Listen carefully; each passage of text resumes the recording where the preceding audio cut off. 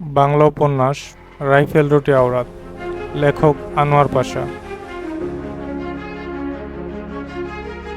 লেখক পরিচিতি। আনোয়ার পাশা জন্মগ্রহণ করেন 15 এপ্রিল 1928 সালে মুর্শিদাবাদ জেলার বহরমপুর মহকুমায়। তার গ্রামের নাম ডবকাই। মৃত্যু 14 ডিসেম্বর 1971। পাকিস্তান সেনাবাহিনীর সাহায্যকারী আল বদর গোষ্ঠীর একটি দল তাকে বিশ্ববিদ্যালয় আবাসন থেকে চোখ বেঁধে নিয়ে যায় এবং মিরপুর শহীদ বুদ্ধিজীবী স্মৃতিসৌধের নিকট হত্যা করে।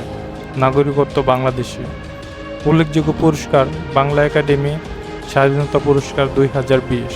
শিক্ষা ও কর্মজীবন: তিনি 1946 সালে ভাবুতা আজিজিয়া উচ্চ মাদ্রাসা থেকে মাদ্রাসা পরীক্ষায় প্রথম বিভাগে কৃতকার্য হন। 1948 সালে আইএ পরীক্ষা দিয়ে পাশ করেন বহরমপুর কৃষ্ণনাথ কলেজ থেকে। রাজশাহী কলেজে থেকে বাংলা সাহিত্যে স্নাতক পাশ করেন 1951 সালে এবং কলকাতা বিশ্ববিদ্যালয় থেকে বাংলা সাহিত্যে স্নাতকোত্তর সম্মাননা অর্জন করেন। মানিকচক হাই মাদ্রাসায় শিক্ষকতার মাধ্যমে আনোয়ার পাশার কর্মজীবন শুরু হয়। পরে তিনি 1954 সালে ভাবুতা আজিজিয়া হাই মাদ্রাসায় এবং 1957 সালে সাদি খান দিয়ার বহুমুখী উচ্চ মাধ্যমিক বিদ্যালয়ে শিক্ষকতা করেন। 1958 সালে তিনি পাবনা এডওয়ার্ড কলেজে প্রভাষক হিসেবে যোগ দেন এবং পরবর্তীতে এ কলেজেরই বাংলা বিভাগের অধ্যাপক হিসেবে কর্মরত থাকেন। 1966 সালে ঢাকা বিশ্ববিদ্যালয়ের বাংলা বিভাগে অস্থায়ী প্রভাষক হিসেবে যোগদান করেন। পরে 1969 সালে অধ্যাপক মুনির চৌধুরীর অধ্যক্ষ থাকাকালে তিনি স্থায়ী প্রভাষক হন।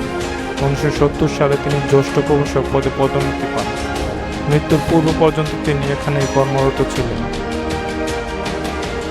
রাইফেল রুটি আওরাত বাংলাদেশের মুক্তিযুদ্ধ নিয়ে লেখা সর্বপ্রথম উপন্যাস। 1971 সালের 25 মার্চ রাতে ঘটে যাওয়া গণহত্যা এবং তার পরবর্তী দিনের প্রত্যক্ষ অভিজ্ঞতার কাহিনী উপন্যাসে বর্ণিত হয়েছে। বাংলাদেশের মুক্তিযুদ্ধ, ঢাকা বিশ্ববিদ্যালয়ের ইতিহাস পাঠে এই উপন্যাস একটি অমূল্য দলিল রূপে গণ্য করা হয়। বাংলাদেশে নামলো ভোর, ভোরেই ঘুম ভাঙে সুদীপ্তর। আজও তার ব্যতিক্রম হলো না, হতে পারত। কত রাত অবধি ঘুম হয় না। ঠিক এভাবেই নতুন ভোরের আখ্যান দিয়ে মুক্তিযুদ্ধ ভিত্তিক প্রথম উপন্যাস রাইফেল রুটি আওরাতের গল্পের শুরু।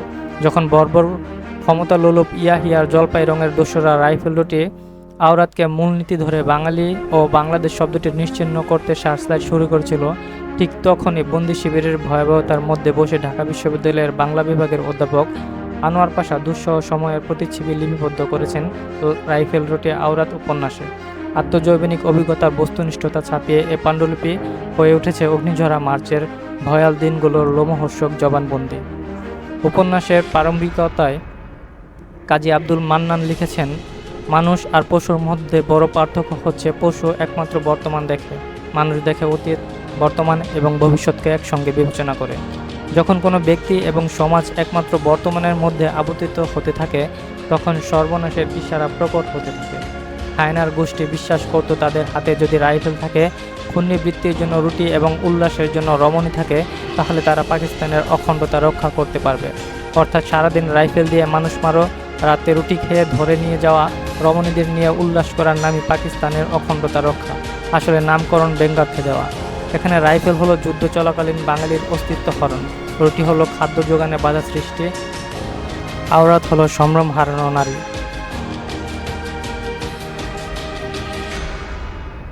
একটি জাতির মুক্তি সংগ্রামের রক্তাক্ত অধ্যায়ের মাঝে বসে চিত্ত স্থির রেখে ভবিষ্যতের জন্য লিখে দেওয়া এক অতি মানসিক চেষ্টা। আর যদি আমরা জানতে চাই ওই ভয়াবহ দুর্যোগে কীভাবে বেঁচেছিল জাতির আত্মা, কীভাবে অজস্র মৃত্যু পেরিয়ে বিজয়ের পৌঁছানোর জেদ দানা বেঁধেছিল তাদের, রাইফেল রুটি আওরাত তার উত্তর দেবে। এপ্রিলই আনোয়ার পাশা বুঝে গিয়েছিলেন স্বাধীনতা আসন্ন, চিরকালই তাই তারা ধ্বংসের মুখে আসার বার্তা দিয়ে যান। ঔপন্যাসিক নিজেও নিজের মৃত্যু দিয়ে তা সত্যে পরিণত করেছেন। 1000 বছর পরেও কেউ 71-এর বাংলাকে উপন্যাসের আলোচনায় টেনে নিতে পারবেন এই উপন্যাসের মাধ্যমে।